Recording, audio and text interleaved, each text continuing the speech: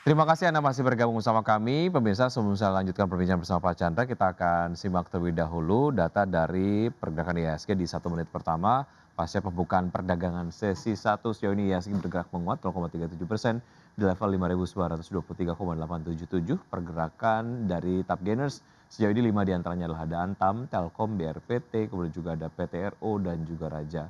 5 top losers diantaranya adalah ada Bank Mandiri, DSSA, Bull, kemudian juga Mas, Supah, dan juga untuk pergerakan sektoral, pemirsa sektor teknologi memimpin penguatan di 2,25%, sektor properti menguat 1,3% dan sektor energi menguat 1,23%. Sementara itu sektor keuangan melemah 0,79% dan juga basic industries melemah 0,03%.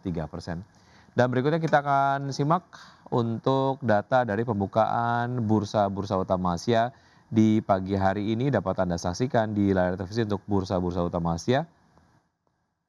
Ya, untuk Nikkei 225 dibuka melemah 0,15% di level 64.098. STI Singapura dibuka menguat 0,09% di level 4.963,48.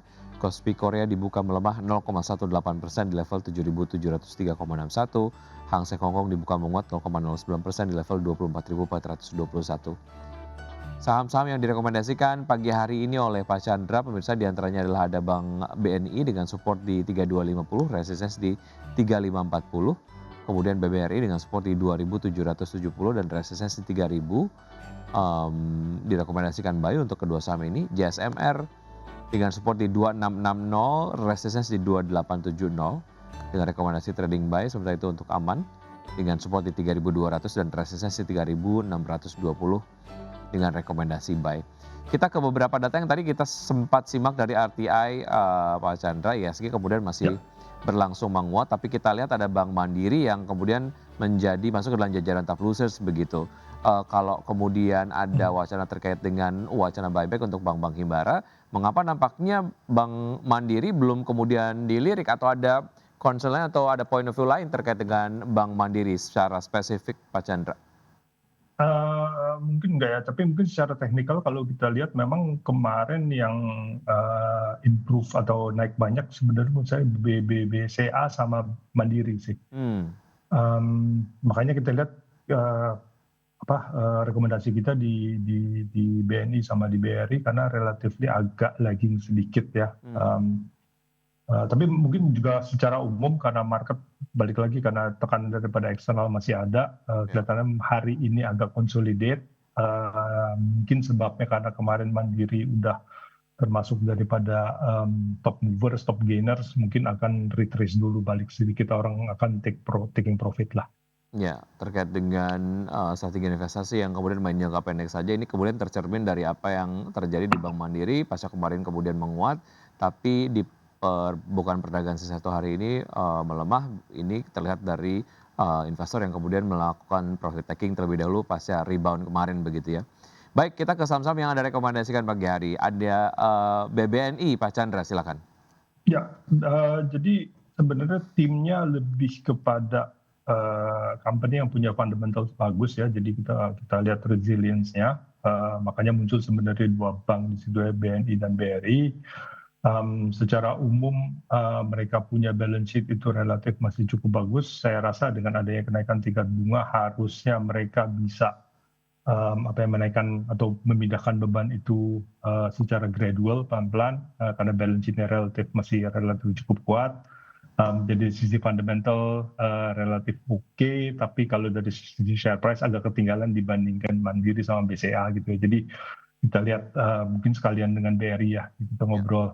Jadi dua saham ini katanya posisinya, kita lihat sektor bank relatif harusnya positif, resilience. Secara teknikal BNI sama BRI yang relatif atraktif. Oke, secara valuasi udah murah banget ya untuk BBNI dan juga BBRI, Pak. Iya, saya pikir dari sisi PBV-nya mungkin hampir dekat 1 kali ya. Jadi itu Hmm, kan very very atraktif untuk perbankan ya, karena kalau perbankan itu kan isinya adalah relatif uang semua gitu ya. Jadi kalau misalnya, dan uang itu kan harganya market value-nya kan sama gitu. Jadi hmm. kalau misalnya uang yang ada di dalam bank itu eh, sama dengan market value-nya satu, which is one PBV, padahal duit itu bisa bekerja dan menghasilkan untung, sehingga menjadi secara valuasi menjadi relatif atraktif sih. Direkomendasikan buy untuk jangka pendek saja untuk kedua saham ini?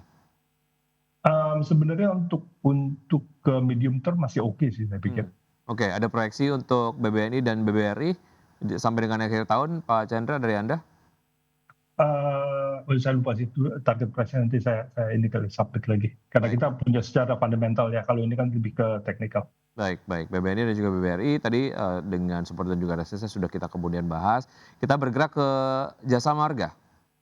Ya, kalau Jasa Marga saya pikir ke utilities ya. Jadi harga bensin mau naik, mau turun ya, mau lewat jalan tol harus berangkat kerja gitu ya. Jadi mungkin orang akan kaget sedikit, mencoba mencari jalan alternatif beberapa hari ke depan, tapi kemudian macet, nggak tahan, balik lagi ke tol, ya udah gitu kelihatannya sih.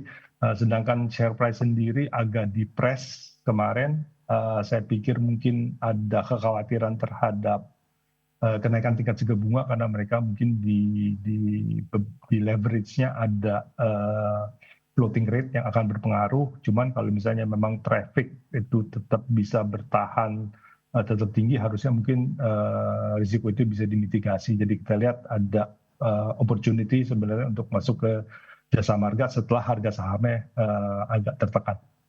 Baik, dari sektor operator jalan tol kita ke mineral ya, ataupun komoditas ke aman. Silakan Pak Chandra.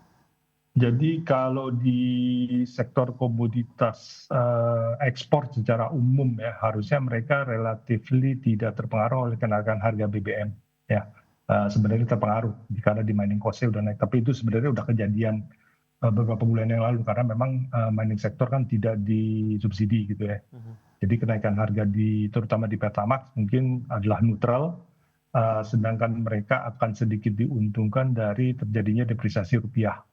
Karena ekspor oriented, harga emas sendiri relatif masih cukup menarik, secara teknikal aman, share price-nya relatively depressed, tertekan cukup tinggi termasuk karena dari sisi MSCI. Tapi kita lihat sebenarnya itu mungkin udah price in, dengan harga emas yang relatif masih tinggi, rupiah juga relatif mungkin di 17.000, itu mungkin akan favorable untuk aman. Jadi kita lihat buying opportunity di aman.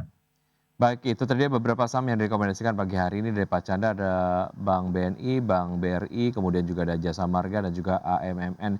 Satu hal yang kemudian menarik terkait dengan pergerakan dari sektor perbankan, pasca kemudian Bank Indonesia beberapa waktu yang lalu memutuskan untuk menaikkan tingkat suku bunga acuan. Biasanya kalau tingkat suku bunga acuan naik, yang terdampak tidak terlalu positif adalah sektor perbankan, tapi memang ini nampaknya tercounter oleh sentimen terkait dengan sentimen buyback begitu, sehingga akhirnya saham-saham perbankan terus kemudian melanjutkan penguatan walaupun memang ada dilepas dulu ataupun aksi jual terlebih dahulu di pembukaan perdagangan sesi satu hari ini.